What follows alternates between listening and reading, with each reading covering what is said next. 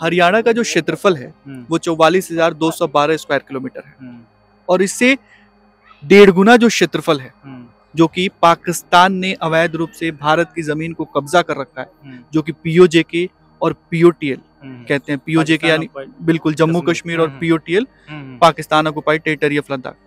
क्या आपको ये मालूम था पहले? नहीं, ये तो बिल्कुल पता नहीं था कि हरियाणा 1.5 गुना ज्यादा एरिया जो है हमारा वो पाकिस्तान ने कब्जा कर रखा है। ये पता नहीं था बिल्कुल, सीरियसली। K2 का नाम आपने सुना है? बिल्कुल सर, मैंने सुना है। ये हिमालय की सबसे सेकंड लार्जेस्ट चोटी है सर। हिमालय की दूसरी सबसे ऊंची चोटी है। क्या आपको मालूम है K2 जो है उस पर पाकिस्तान का अवैध रूप से कब्जा है? बिल्कुल सर, नहीं मालूम है। ये मालूम है सर कि ये इंडिया में आता है, बाकी ये नहीं मालूम है कि सर ये पाकिस्तान ने इसको एक्वायर्ड कर चुका है। मुझे ये पता था कि अवैध रूप से कब्जा कर रखा है, लेकिन इतना बड़ा एरिया कब्जा कर रखा है ये नहीं पता था। ये मालूम तो था लेकिन ये नहीं पता था कि इतना ज्यादा कब्जा किया हुआ है, और ये तो बहुत ज्यादा है। इसके लिए तो हमें लड़ना चाहिए।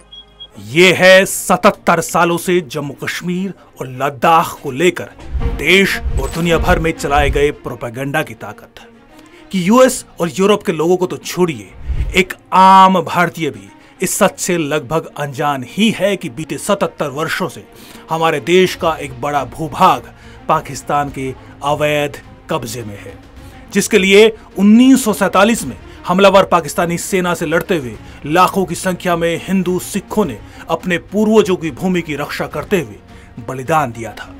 जीवित बचे लाखों हिंदू सिख विस्थापित होकर शेष भारत के विभिन्न क्षेत्रों में बसे जरूर, लेकिन उनकी पीढ़ियां आज भी अपनी मिट्टी, अपने पूर्वजों की भूमि की मुक्ति के इंतजार में है। आदमी अपनी जड़ों को छोड़ नहीं सकता। हमारा कल्चर वहाँ था, जड़ें हमारी वहाँ थी, मिट्टी वहाँ की थी, वातावरण वहाँ का था। मैं अपने आप को सौभाग्यशाली मानूंगा कि अगर मैं वहाँ जा पाया, और अगर 1% भी होगी तो चाहे मेरे को कुछ भी करना पड़े, मैं एक बार अपनी जन्म को नमन तो करके।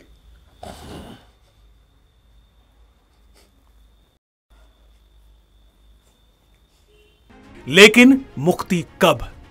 इस सवाल के जवाब के लिए जरूरी है कि देश का हर एक नागरिक पहले इन क्षेत्रों को समझे, इनको जाने। जब धीरे धीरे एक जन आंदोलन का स्वरूप लेगा तो पाकिस्तान के अवैध कब्जे में इन पुण्य भूमि को मुक्त कराने का रास्ता भी अपने आप खुल जाएगा। 1947 में जो अविभाज्य जम्मू कश्मीर था, उसका जो कुल क्षेत्रफल था वो था 2,22,236 वर्ग किलोमीटर का। उसी का करंट पॉलिटिकल मैप आप देख रहे हैं। Yellow part Ladakh union territory का है, white part Jammu Kashmir union territory का। ये जो व्हाइट पार्ट है ये फिलहाल पाकिस्तान के अवैध कब्जे में है। इसको पाकिस्तान ऑक्युपाइड जम्मू कश्मीर कहते हैं। इसका जो कुल क्षेत्रफल है वो है 13,297 वर्ग किलोमीटर का। 1947 से पहले ये हिंदू और सिख बहुल क्षेत्र हुआ करता था। मीरपुर, मुजफ्फराबाद, भीमर, कोटली ये शहर यहाँ के मुख्य हिंदू और सिख बहुल शहर हुआ करते थे।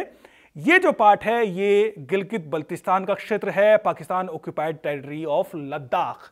ये भी पाकिस्तान के अवैध कब्जे में है। कुल 64,817 वर्ग किलोमीटर की भूमि है, जो कि प्राकृतिक खनिजों से भरपूर है और सामरिक दृष्टि से यह क्षेत्र बेहद महत्वपूर्ण है। पाकिस्तान पीओजेके को आजाद जम्मू कश्मीर और पीओटीएल को गिलगित बल्तिस्तान के नाम से बुलाता है, लेकिन इतना बड़ा हिस्सा पाकिस्तान के कब्जे में कैसे आया?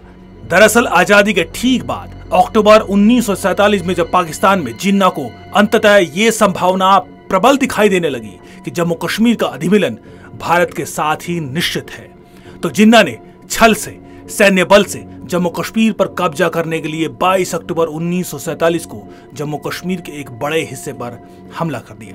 इस हमले के दौरान पाकिस्तानी सैनिकों ने लाखों की संख्या में निर्दोष हिंदुओं, सिखों की सरेआम हत्या की। वर्षों पुराने ऐतिहासिक मंदिरों और गुरुद्वारों को ध्वस्त कर दिया। लाखों हिंदू सिखों ने विस्थापित होकर जम्मू और देश के अन्य इलाकों में शरण ली। 26 अक्टूबर 1947 को महाराजा हरि सिंह द्वारा भारत के साथ अधिमिलन पत्र पर हस्ताक्षर करने के बाद भारतीय सेना ने पाकिस्तानी हमलावरों को खदेड़ना शुरू किया। अगले कुछ ही महीनों में कड़े संघर्ष के बाद भारतीय सेना ने जम्मू कश्मीर के एक बड़े हिस्से को मुक्त करा भी लिया। लेकिन इस बीच नेहरू ने एक फैसला लिया। वो जम्मू कश्मीर पर पाकिस्तानी हमले के मामले को यूएन लेकर चले गए, जो कि ऐतिहासिक ब्लंडर साबित हुआ। यूएन के दबाव में दोनों देशों को सीज फायर करना पड़ा। तभी से जम्मू कश्मीर और लद्दाख का एक बड़ा क्षेत्र पाकिस्तान के अवैध कब्जे में है। पाकिस्तान और China occupied territories of Jammu Kashmir and Ladakh, इस पूरे क्षेत्र के बारे में जो एक महत्वपूर्ण बात समझने की ज़रूरत है वो यह है कि इस पूरे क्षेत्र का वर्णन भारतीय संविधान के आर्टिकल 1 और शेड्यूल 1 में बहुत क्लियरली किया गया है कि यह पूरा क्षेत्र जो है ये भारत का है। जबकि पाकिस्तान का अपना जो संविधान है 1956, 1963 और 1973 का, जो 3 बार पाकिस्तान के संविधान में जो संशोधन हुए हैं, उन संशोधनों के अनुसार कभी भी जम्मू कश्मीर या लद्दाख जो है वो पाकिस्तान का हिस्सा नहीं रहा है। तथाकथित आज़ाद जम्मू कश्मीर की सुप्रीम कोर्ट का भी एक वर्डिक्ट है जिसमें बहुत स्पष्टता से उन्होंने कहा है कि पाकिस्तान के पास इस पूरे क्षेत्र में किसी तरह का कोई राइट नहीं है। यह हिस्सा है, यह जम्मू कश्मीर है, इसका पाकिस्तान से कोई संबंध नहीं है। और साथ ही साथ अभी हाल ही में पाकिस्तान के इस्लामाबाद हाई कोर्ट में भी पाकिस्तानी अटॉर्नी जनरल ने एक जवाब फाइल किया जिसमें बहुत स्पष्टता के साथ उन्होंने कहा, ये माना कि एजेके या जम्मू कश्मीर का जो हिस्सा पाकिस्तान के कब्जे में है, जिसमें गिलगित बल्टिस्तान, मीरपुर, मुजफ्फराबाद है, इस पर पाकिस्तानी सरकार का कोई भी नियंत्रण नहीं है, ना ही यह हिस्सा पाकिस्तान का है।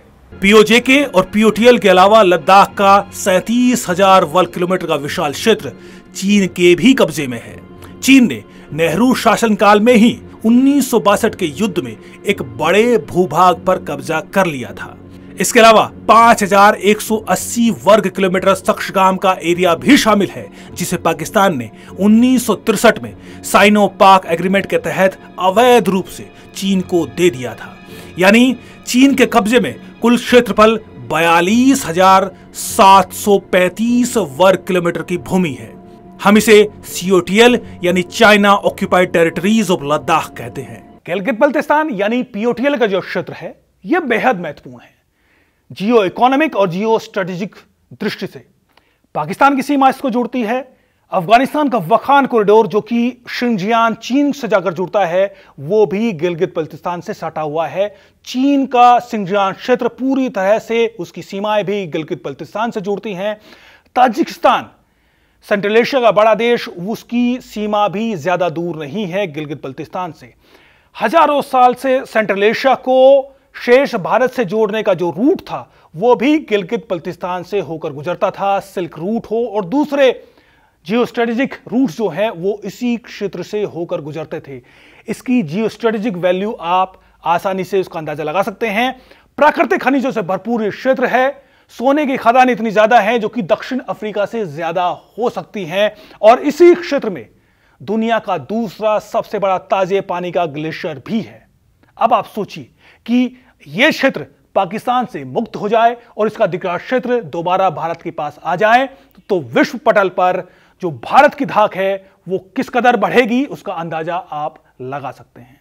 पूरी तरह से इस पूरे क्षेत्र का जो आज पाकिस्तान और चाइना के अवैध कब्जे में है, यदि उसकी एक रूट को समझने की जरूरत है तो एक बात को समझने की जरूरत है कि इंस्ट्रूमेंट ऑफ एक्सेशन जो कि 26 अक्टूबर 1947 को महाराजा हरि सिंह ने साइन किया, वह भारत के पक्ष में किया। और जिस दिन माउंटबेटन, जो भारत के अंतिम गवर्नर जनरल थे माउंटबेटन, उन्होंने जिस दिन इस एक्सेशन को एक्सेप्ट कर लिया, उसी दिन से यह पूरा क्षेत्र जो है वो भारत का है और इस पर पाकिस्तान और चाइना ने अवैध कब्जा किया हुआ है। विडंबना ही है कि दशकों तक नेहरू से लेकर राजीव गांधी तक किसी ने भी भारत की इस भूमि की मुक्ति की कोशिश छोड़ी है, बल्कि इसे पूरी तरह से भुला दिया।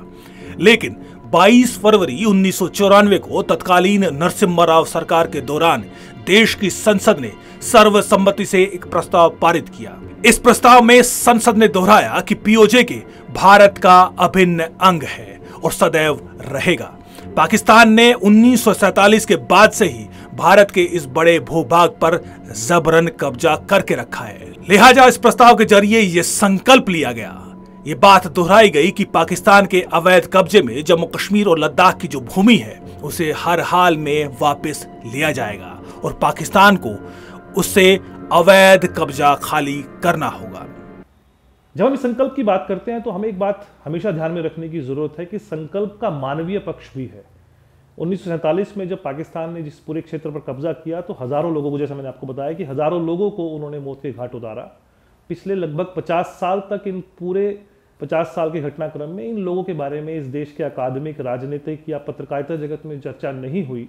लेकिन पहली बार 1994 में जब यह संकल्प लिया गया तो वहाँ के लोगों को लगा, खासकर पीओजे के विस्थापित, जिसकी आज के समय में संख्या लगभग 12 लाख लोग हैं, उनको लगा कि हाँ, हमारे क्षेत्र के बारे में भी, हमारी जो वहाँ की टेरिटरीज जो हमारे हाथ में नहीं है, जो उनके साथ घटनाक्रम घटा, उसके बारे में भी इस देश की संसद में लोग बातचीत कर सकते हैं और ऐसा हो सकता है कि आने वाले समय में ये पूरा क्षेत्र हमारे पास आए। आज उस संकल्प को भी लिए हुए लगभग 30 वर्ष बीत चुके हैं। 1947 से लेकर या 1950 से लेकर जब देश का संविधान आया, तब से लेकर 2014 तक इस पूरे क्षेत्र के बारे में ज्यादा बातचीत जो है हमें देखने को नहीं मिलती, लेकिन 2014 के बाद से स्थितियों में परिवर्तन आया। 2019 में जब आर्टिकल 370 और 35A निष्क्रिय हुआ, तब मोदी सरकार ने भारत की संसद में इसी संकल्प को बड़े स्पष्ट शब्दों में दोहराया था कि पीओजे के हमारा है, हम उसके लिए किसी भी हद तक जाएंगे। इतना स्पष्ट है कि 7 दशकों में आज देश में ऐसी सरकार है जिसके विजन में, इरादों में पीओजेके की मुक्ति का संकल्प भी है और मजबूत इच्छा शक्ति भी। लेकिन इतिहास हमें सिखाता है कि इसकी लक्ष्य पूर्ति के लिए जरूरी है कि देश समाज में एक आंदोलन खड़ा हो, आम जनमानस की आवाज इस संकल्प की पूर्ति का आधार बने। 22 फरवरी यानी संकल्प दिवस इसी दिशा में आगे बढ़ने, जनमानस में एक आंदोलन खड़ा करने का दिवस है। जिस दिन देश संकल्प कर लेगा, उसी दिन पीओजेके की मुक्ति तय है।